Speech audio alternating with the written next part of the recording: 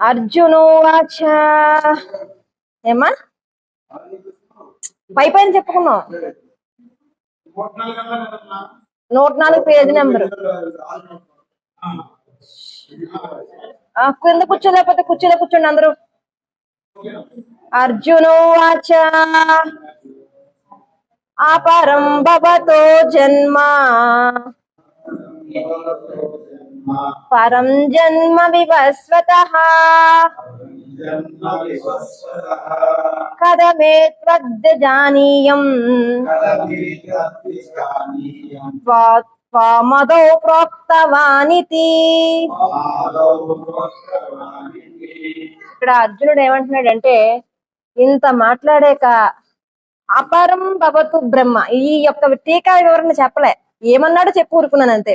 ఇక్కడ ఏమంటున్నాడంటే అపరం అన్నాడు. అపరము అంటే ఈ కొద్ది కాలము, కొన్ని రోజుల క్రితమే, కొన్ని రోజుల ముందే. అపరం అంటే కొద్ది కాలము. అపరం భవతో జన్మ. భవత అంటే నువ్వు పుట్టి ఉన్నావు. కొద్ది కాలము అంటే మనవాడికి ఎలా తెలుసు అంటే, కృష్ణుని యొక్క డేట్ ఆఫ్ బర్త్ బాగా తెలుసు అర్జునుడికి. ఎక్కడ పుట్టాడో తెలుసు, ఎప్పుడు పుట్టాడో తెలుసు, చెరసాల్లో పుట్టాడని తెలుసు, శ్రావణ అష్టమి రోజు, బహుళ అష్టమి రోజు కృష్ణుడు పుట్టాడని తెలుసు. ఎందుకంటే ఇద్దరికి 5-6 ఏళ్ళు తప్ప అంతకన్నా ఎక్కువ వ్యవధి లేదు. అయితే నువ్వు కొద్ది కాలమే కదా పుట్టావు, నువ్వు పుట్టి మొన్న అయింది. కానీ పరం భవతు వివస్వతః అన్నాడు. పై శ్లోకంలో 2వ లైన్ చూడండి. పరం భవతు వివస్వతః అన్నాడు. అంటే నువ్వు మొన్నే పుట్టావు, కానీ వివస్వతః అంటే సూర్యుడు పరం భవతు ఎప్పుడో ఉన్నాడు కదా. కానీ కథమే జాతీయం అంటే అటువంటి సూర్యుడికి నువ్వు జ్ఞానము బోధించావు. ప్రోక్తవానితి కథం భవతు అంటే ఏ విధంగా నేను విశ్వసించగలను. ఆయన ఇప్పుడు పూర్తిగా కూడా ఖండించట్లేదు ఇక్కడ. అలాగని నమ్మలేని వాడిగా లేడు, నమ్మిన వాడిగా కూడా లేకుండా ప్రశ్న ఎలా వేస్తున్నాడంటే, నువ్వు మొన్నే పుట్టి ఉన్నావు, సూర్యుడు ఎప్పుడు. ఇక్కడ శంకర భాష్యంలో ఏమంటారంటే అపరం అర్వాగ్ వసుదేవ గృహే భవతో జన్మ. నువ్వు జన్మ ఎప్పటిది? వసుదేవుడి ఇంట్లో పుట్టావు. అంటే వసుదేవుడు ఎప్పటి వాడో కాదు కదా, ఈ మధ్య వాడే, ఈ కాలంలోని వాడే కదా, ఇప్పుడు పుట్టావు కదా. పూర్వం స్వర్గాదో జన్మ ఉత్పత్తి. ఆదో అంటే సృష్టి పూర్వం ముందు నుంచి సూర్య భగవానుడు ఉన్నాడు కదా. మరి ఎలా చెప్పగలిగో, దీన్ని నేను ఎలా విశ్వసించగలను అని అడుగుతున్నాడు. అంటే నిజానికి ఇక్కడ అర్జునుడికి కృష్ణ పరమాత్మ మీద ఆయన భగవానుడు కాడు అని ఏమన్నా అనుమానం ఉందంటారా? అర్జునుడి ప్రశ్నలో అర్థం ఏంటి అసలు? ఆయన విశ్వసించట్లేదా భగవానుడని? ఎందుకు ఈ ప్రశ్న అడిగి ఉంటాడు అంటే, నిజానికి అర్జునుడు విశ్వసిస్తున్నాడు. ఎందుకంటే వీళ్ళు ఏదైతే ఉన్నారో, ఈ కృష్ణ లీలలు ఏవైతే ఉన్నాయో, అవి భీష్మాచార్యులు వారు అస్తమానుకు వీళ్ళు చెప్తూ ఉండేవారు. అది కాకుండా అవును, ఇంద్రప్రస్థలో రాజసూయాగం పెట్టినప్పుడు ఎవరయ్యా మొదటి తాంబూలం ఎవరికి ఇవ్వాలి అంటే భీష్మాచార్యులంతటి వారు కృష్ణ పరమాత్మను చూపించాడు. అంతేకాకుండా చిన్నప్పుడు లీలన్నీ కూడా ఈయనకి చెప్తూ ఉండేవారు, స్మరణ జరుగుతూ ఉండేది. అది కాకుండా నిండు సభలో ద్రౌపదీదేవికి భంగం కలిగినప్పుడు ఆవిడ యొక్క అభిమానాలను కాపాడింది కృష్ణ పరమాత్మే. అది స్వయంగా చూశాడు. శిశుపాలుని చంపడం తెలుసు, అనేక మంది రాక్షసుల్ని హతమార్చడం తెలుసు, గోవర్ధనగిరిని ఎత్తడం తెలుసు, అన్నీ తెలుసు. అంతేకాకుండా ఈ దుర్యోధనుడు అర్జునుడు ఇద్దరూ కలిసి మా యుద్ధ సమయానికి నువ్వు ఏది మాకు సమకూర్చగలవు అని అడిగినప్పుడు 10 అక్షోణీల సైన్యం నా దగ్గర ఉన్నది, నేను ఒక ఎత్తు, 10 అక్షోణీల సైన్యం ఒక ఎత్తు, మీ ఇద్దరికి ఏది కావాలని ముందుగా అర్జునుడిని అడిగితే, అర్జునుడు నాకు సైన్యం వద్దు, ఏమీ వద్దు, నువ్వు ఒక్కడమే కావాలని కోరుకుంటాడు. అంతేకాకుండా ఆయన అంటాడు, నేను ఒక్కడనే ఉంటే 10 అక్షోణికుల సైన్యం ఏంటి, అంతకన్నా 100 అక్షోణికుల సైన్యం వచ్చినా సరే వీడు చంపేయగలడు కృష్ణ పరమాత్మ ధైర్యంతో నన్ను కోరుకుంటున్నావేమో, నేను ఆయుధం పట్టను, యుద్ధం చేయను, సరేనా అంటే నువ్వు యుద్ధం చెయ్యొద్దు, నీ అక్షోణీల సైన్యము నాకొద్దు, నువ్వే కావాలని కోరుకుంటాడు. ఎందుకు? అర్జునుడికి తెలుసు అక్కడ ఉన్నవాడు మామూలు వాడు కాదు, సాక్షాత్ పరమాత్మని. మరి ఎందుకయ్యా ఈ ప్రశ్న వేశాడు అంటే, మాకన్నీ తెలుసుండి మీ నోటి నుంచి చెప్పించాలనే భావం మనకు ఎప్పుడూ ఉంటుంది. మనిషికి స్వతహా లక్షణం. కొన్ని కొన్ని విషయాలు మనం తెలుసుండే అవతల వాళ్ళని అడుగుతూ ఉంటాం. అర్జునుడు కూడా అలాగే అడుగుతున్నాడు. ఆయన తెలుసు. చూడండి, రామావతారం అంతా మనం వెతికి పెట్టినా సరే రామచంద్రమూర్తి నేను పరబ్రహ్మమును అని ఎక్కడా చెప్పలేదు. కానీ కృష్ణ అవతారంలో మాత్రం భగవంతుడి చేత అర్జునుడు ఇప్పుడు చెప్పించేస్తాడు. భగవంతుడు ఏదీ దాయడు కృష్ణ అవతారంలో. నిజానికి మనం అనుకుంటాము కృష్ణ పరమాత్మ దొంగ కృష్ణుడండి, రాముడే మంచి బాలుడండి అనుకుంటాం. నిజంగా రాముడు అవతారం అంతా దొంగే. ఎక్కడ ఋషులు దాచేశారు, రామచంద్రమూర్తి దాచాడు. అనేక మందికి తెలుసు ఉన్నవాడు పరమాత్మ అని. కానీ దొంగ రాముడు అండి, కృష్ణుడే ఏదీ తెలియదు, ఏమీ లేదు, అంత బహిర్గతం చేసేసాడు కృష్ణ పరమాత్మ. అలాంటి అవతారం, పరిపూర్ణ అవతారం కృష్ణ పరమాత్మ.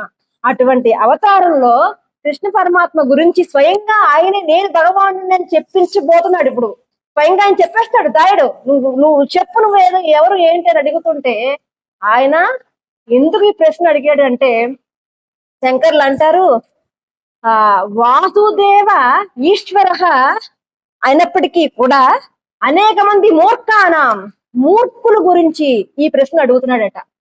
ఆ మూర్ఖులు ఇప్పటికీ ఉన్నారు. వాళ్ళు కృష్ణుడు గురువు అండి, భగవంతుడు కాదండి అనేవాళ్ళు లేరా? ప్రపంచంలో ఉన్నారు, ఇప్పటికీ ఉన్నారు.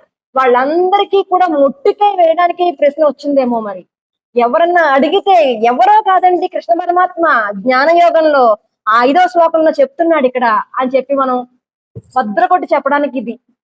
అందుకని ఆయన అడిగిన ఉద్దేశం ఏంటంటే ఆయన నోటి నుంచి చెప్పించాలని, ఆయన భగవంతుడు అన్న ఉద్దేశం.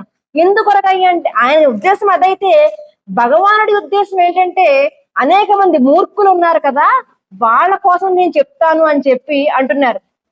అదేంటంటే యా వసుదేవే అనీశ్వర సర్వజ్ఞ శంక మూర్ఖానాం తాం అంటున్నాడు.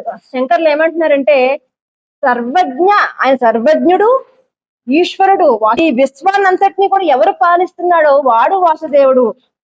వాసుదేవుడు అన్న విషయము, ఈశ్వరుడు అన్న విషయము ఎవరికి తెలియజేయాలనుకుంటున్నాడంటే శంక మూర్ఖానం, ఎవరు శంక పెట్టుకుని ఉంటారో, మూర్ఖులు ఎవరైతే ఉంటారో తాం పరిహరాన్, వాళ్ళందరికీ కూడా చెప్పడం కోసం భగవంతుడు చెప్తున్నాడట.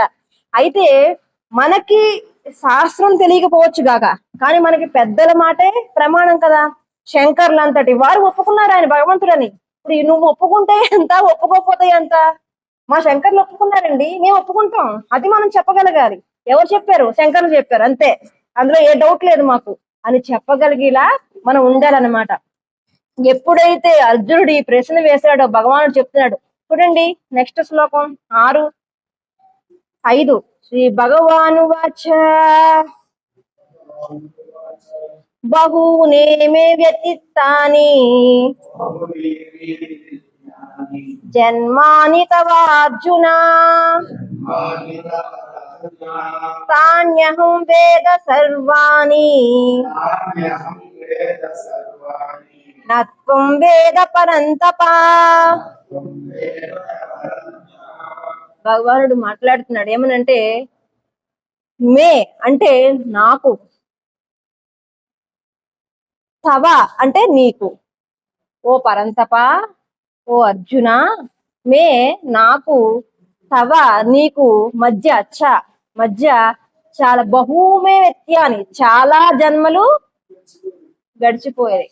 నీకు నాకు మధ్య చాలా జన్మలు గడిచిపోయాయి.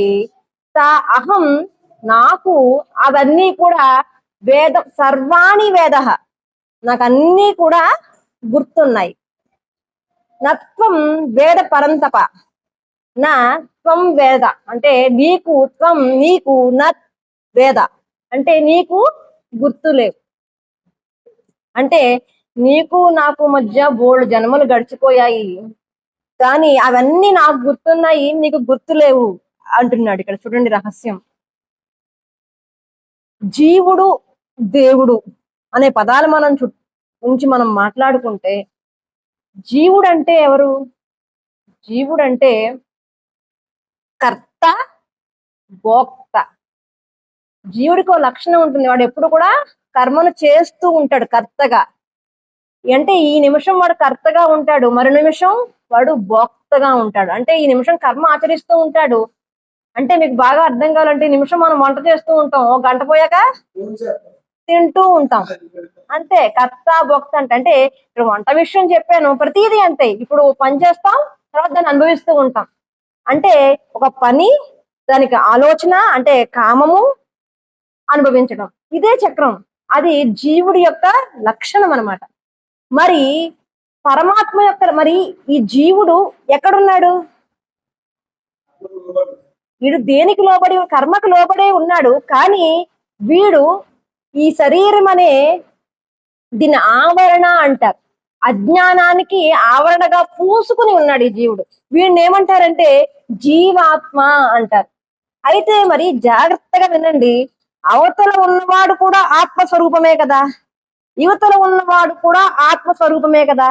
అవతల ఉన్నవాడికి అన్ని గుర్తున్నాయి అంటున్నాడు కదా, యువతలో ఉన్నవాడికి ఎందుకు గుర్తులేవు? ఇక్కడ చూడండి, అర్జునుడికి భగవంతుడికి మధ్య సన్నని పొర ఒకటి ఏర్పడింది, అదే అజ్ఞానం అనే పొర.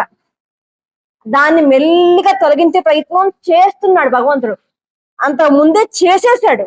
కానీ అర్జునుడికి అనుమానం రేగింది. అనుమానం రేగింది అంటే జిజ్ఞాస పెరిగింది అని అర్థం. అనుమానాలు రావాలి, గురువుని అడగాలి. ఇక్కడ చూడండి, ఇక్కడ జీవుడు దేవుడు ఇద్దరు మాట్లాడుకుంటున్నారు. మాట్లాడుకుంటున్నప్పుడు అవతల ఉన్నవాడు దేవుడు, పరమాత్మ, పరబ్రహ్మం. యువతల ఉన్నవాడు జీవుడు.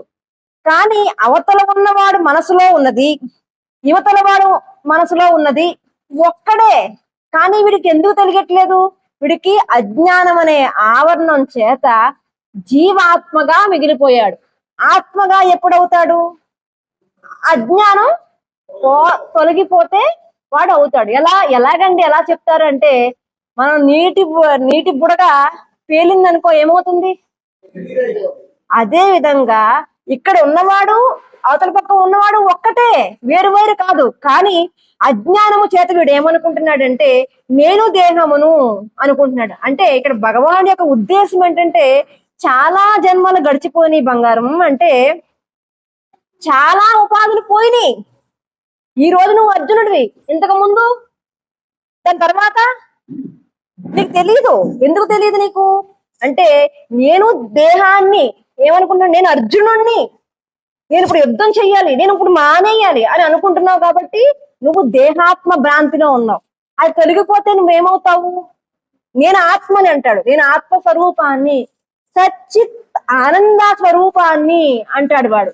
కాబట్టి ఇప్పుడు అర్జునుడు అలా మాట్లాడట్లేదు, నువ్వు వేరు అంటే రెండుగా భావిస్తున్నాడు. ఆయన దేవుడు వేరు, జీవుడు వేరు అనుకుంటున్నాడు. కానీ ఉన్నది ఒక్కటే.